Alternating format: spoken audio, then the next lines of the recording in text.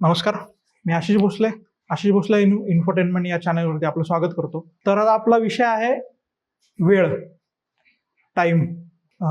तर याच्यावरती मी बोलण्याचा आता प्रयत्न करणार आहे. वेळ ही खूप महत्त्वाची गोष्ट असते आपल्या आयुष्यात. वेळेवरती बऱ्याच गोष्टी अवलंबून असतात. तर त्याच्याबद्दल थोडंसं बोलण्याचा प्रयत्न करूयात. तर पहिल्यांदा मी काही डेफिनेशन काढलेल्या आहेत. त्याच्यावरनं आपण थोडं बघूयात की वेगवेगळ्या ठिकाणी वेळेची व्याख्या काय केलेली आहे.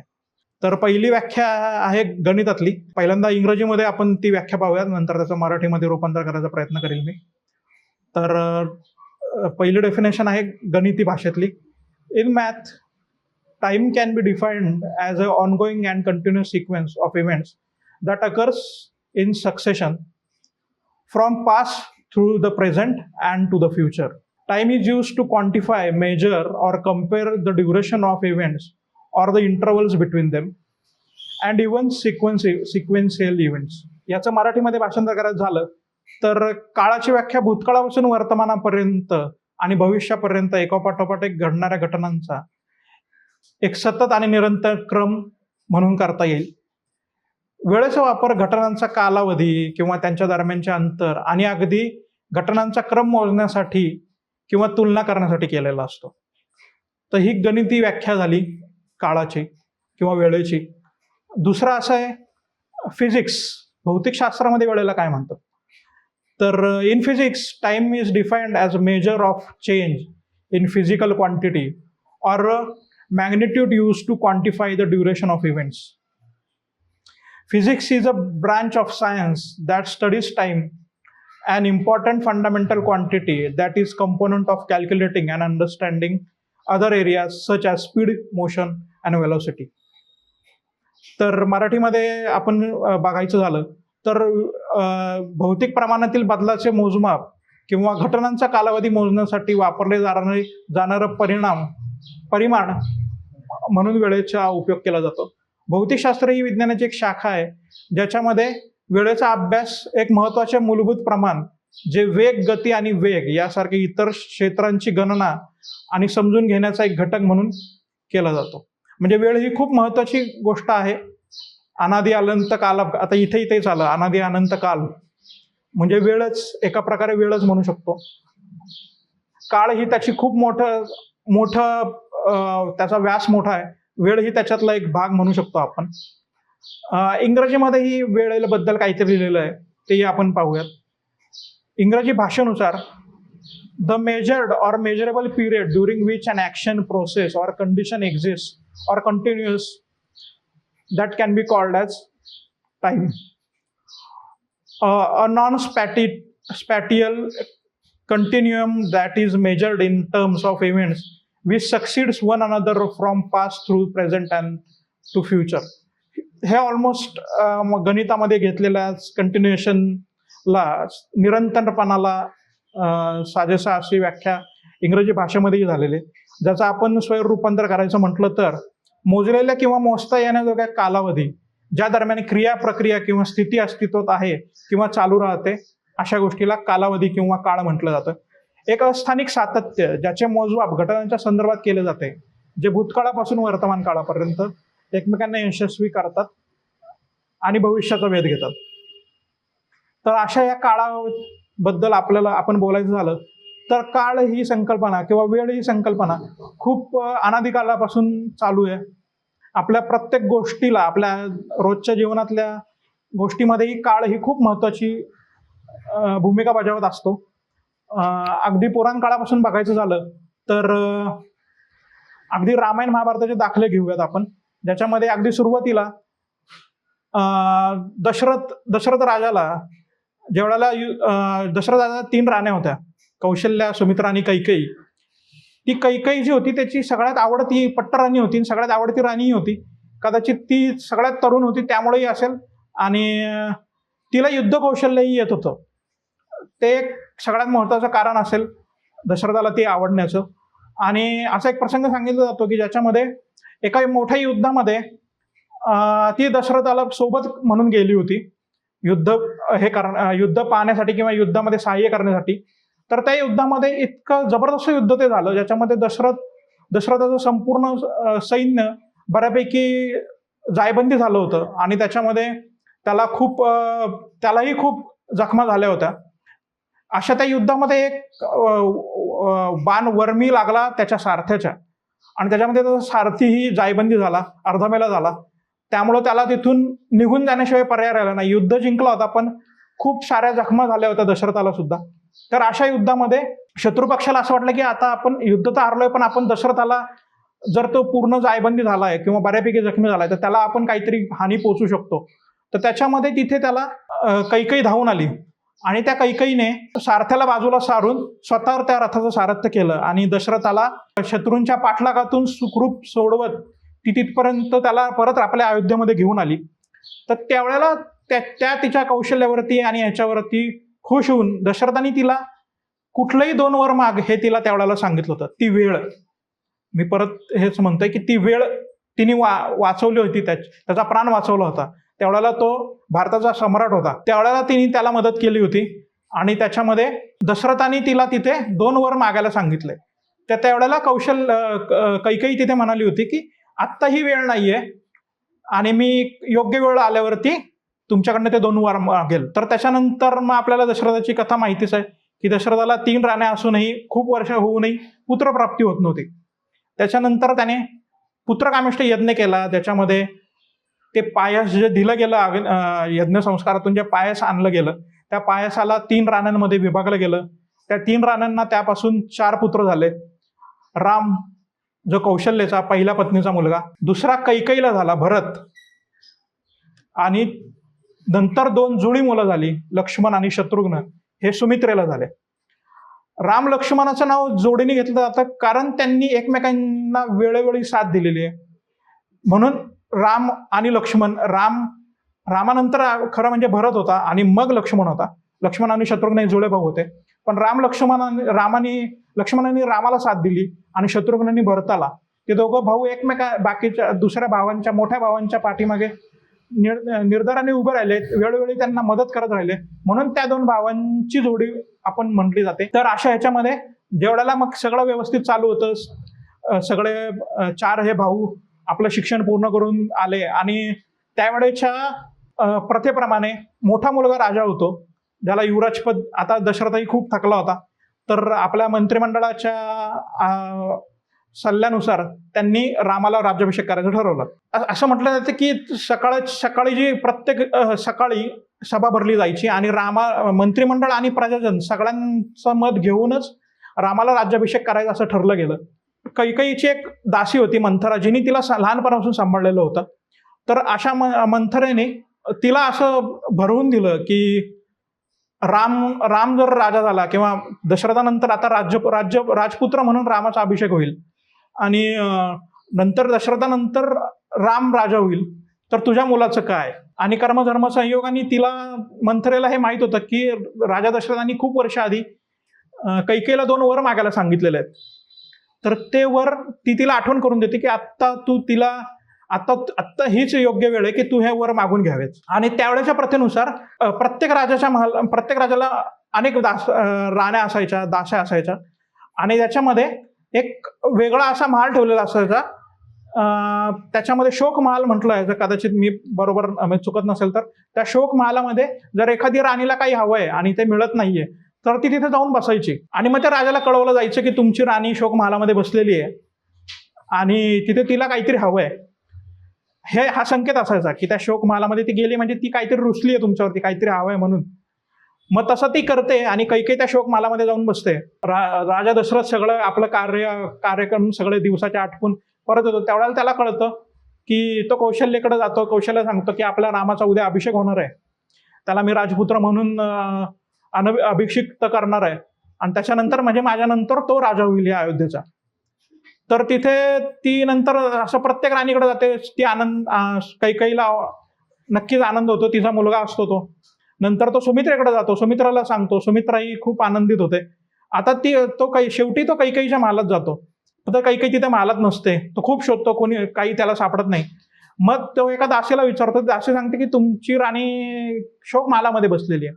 तर तिकडे जाऊन तिला विचारतो की ती पूर्ण काही पूर्ण सगळं शृंगार सोडून साध्या वस्त्रामध्ये काळी वस्त्र परिधान करून केस मोकळे सोडून बसलेले असते. शोकमग्न राणीला तो विचारतो की तुझं कारण काय? मी आता रामाला तुझं, आणि हे पण म्हटलं आता की कौशल्यापेक्षाही जास्त कैकेयीचं प्रेम होतं रामावरती. रामाकडं सगळ्यात जास्त लक्ष कैकेयीने दिलं होतं. पण ते म्हणतात ना, वेळ ती आली होती की त्या वेळेमध्ये कैकेयीची मती फिरली आणि कैकेयी आता वेगळा विचार करते. तर कैकेयी तिथे आठवण करून देते दशरथाला की तुम्ही मला 2 वचन दिले होते, ते मी आता तुमच्याकडे मागते. तर माझं पहिलं वचन असणार आहे, पहिलं वचन तुम्ही मला हे द्या की रामाला राज्याभिषेक न करता 14 वर्षाचा वनवास द्यावा आणि माझ्या भरताला अयोध्येचं राज्य द्यावं. दशरथाकरता तो आश्चर्याचा धक्का होता की कैकेयी सारखी रामावरती खूप जास्त प्रेम, स्वतःच्या मुलापेक्षा रामावरती प्रेम करणारी स्त्री असं कसं बोलू शकते. पण ती निर्धाराने आली होती, मंथराने किंवा काळानेच कदाचित ते होणं होतं की ते मंथरा त्या मंथरेच्या बोलण्याला बळी पडून कैकेयी हट्टाला पेटली होती. आणि ती त्याला हेही आठवण करून देते की तुमचं रघुकुळ आहे जे वचनाला जागणार आहे, तुम्ही वचन जर पाळलं नाही तर तुमची बदनामी होईल.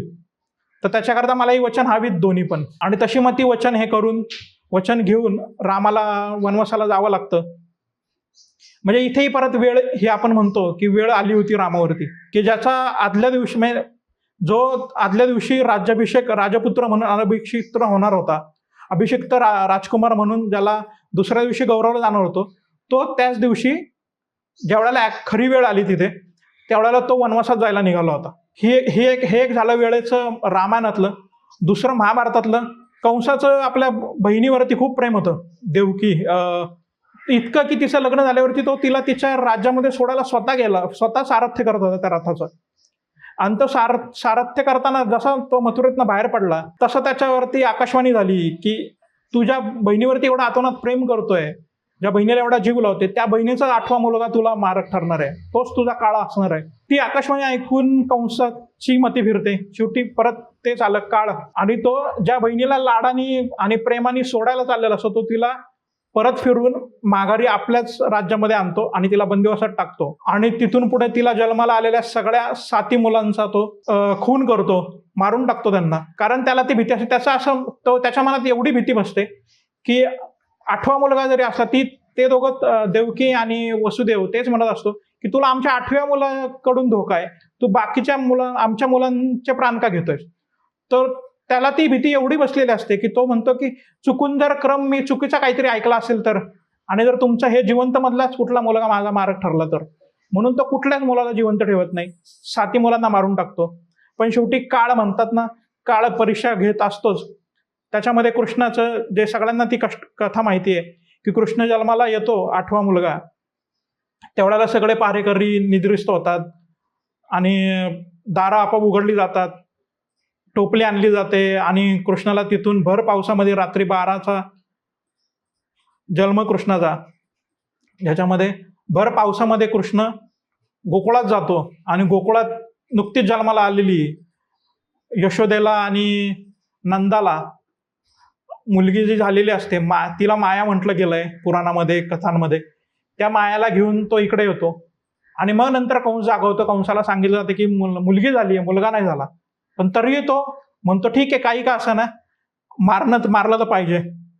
आणि मग मारायला म्हणून तो तिला उचलतो आणि ती म्हणे उडून जाते वरती आणि आकाशात जाते. आणि तिथून त्याला सांगते की तुला मारणारा तर कधीच जन्माला आलेला आहे आणि त्याला जिथं जायचं तो तिथं पोहोचलेला आहे.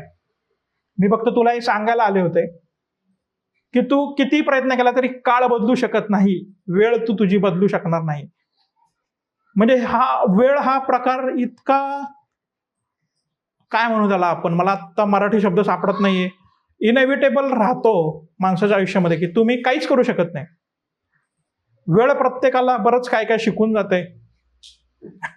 याच्यावरनं आणखीन एक, आता रामायण महाभारतातले दाखले झाले आपले, आणखीन एक छानसा सिनेमा आहे याच्यावरती, ज्याच्यावरती आपण आपल्या शुक्रवारची कहाणीमध्येही लवकरच बोलू त्याच्यावरती. पण आता वेळेचा विषय निघालाय म्हणून मी सांगतो.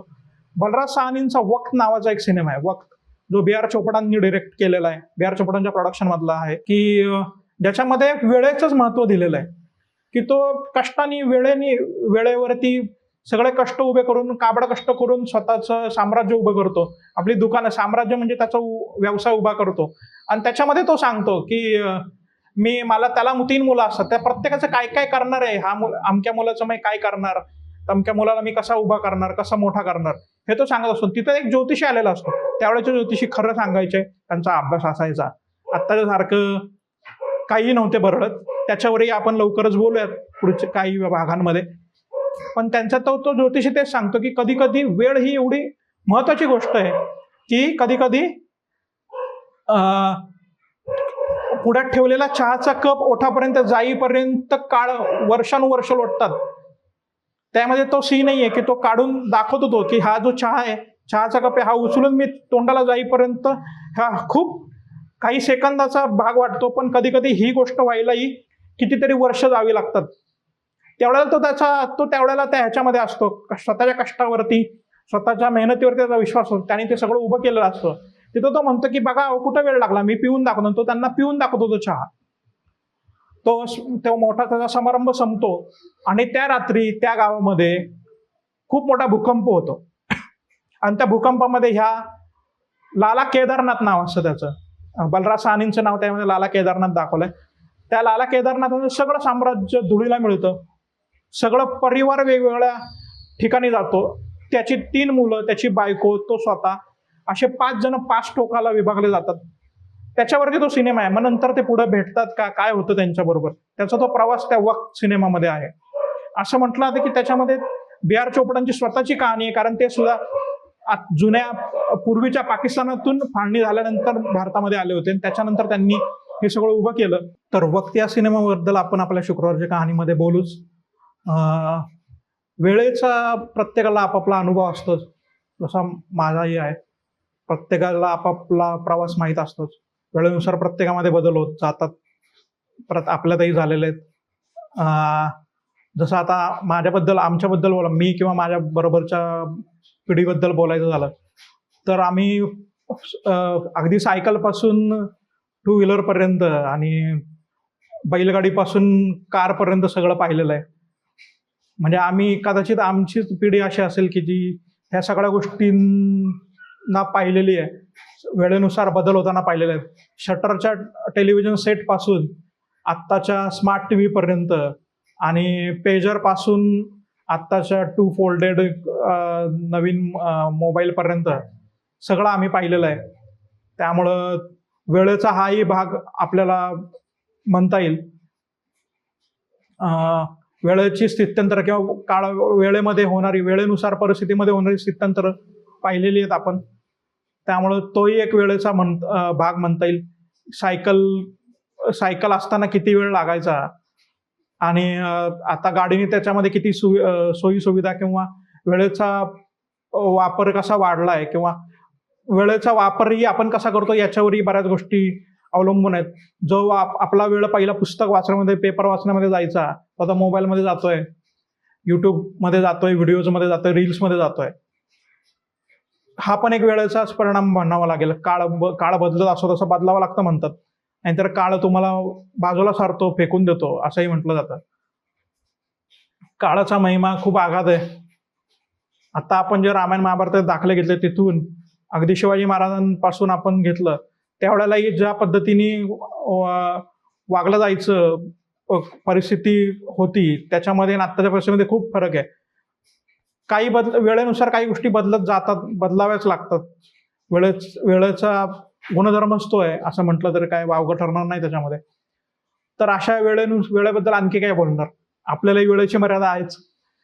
तर त्या वेळेबद्दल आत्तापुरतं तरी नक्कीच थांबूयात. परत आणि काही याच्याबद्दल सापडलं तर नक्की बोलता येईल. तर याचा शेवट आपण काय म्हणूयात. शेवट करताना एवढंच म्हणता येईल, ते एक सुभाषित आहे वेळेचं, कालाय तस्मै नमः. त्या काळाला आपण नमस्कार करूयात आणि या विषयावरती थांबूयात. तर माझा प्रयत्न तुम्हाला आवडत असेल, तुम्हाला मी बोललेलं पटत असेल, रुचत असेल, तर माझ्या या चॅनलला आशिष भोसले इन्फोटेनमेंटला सबस्क्राईब करा. हा व्हिडिओ जास्तीत जास्त लोकांपर्यंत शेअर करा, आपल्या परिचितांबरोबर शेअर करा आणि व्हिडिओच्या खाली कमेंटही द्या. तुम्हाला काय पटलं, काय नाही पटलं, तुमच्या काही आठवणी असतील वेळेनुसार, तुमच्या बाबतीत तुमच्या अनुभवांबद्दल, वेळेबद्दल तुमचे काय अनुभव आहेत, वेळेने तुम्हाला काय दाखवलं. माणसं आपल्याला कळतात वेगवेगळी, परिस्थितीनुसार वेळेनुसार बदललेली माणसं, नवीन आलेली माणसं, आपण म्हणणारी आपली वाटणारी माणसं वेळेनुसार कशी बदलत गेली, त्यांचे काय अनुभव आले ते मला सांगा. तुमचे काय अनुभव आहेत वेळेचे त्याबद्दल सांगा. आणि कुठल्या विषयांवरती मी बोलायला हवंय त्याबद्दलही मला कळवलं तर खूप चांगलं होईल. याच्यामध्ये आणि आत्ता मी जे काही बोललो त्यात काही सुधारणा हव्यात तर त्याही मला सांगा. त्याच्याबद्दल ही नक्कीच प्रयत्न करेल. आणि काय, आत्ता थांबूयात. इतकंच, या वेळेपुरतं एवढंच. धन्यवाद.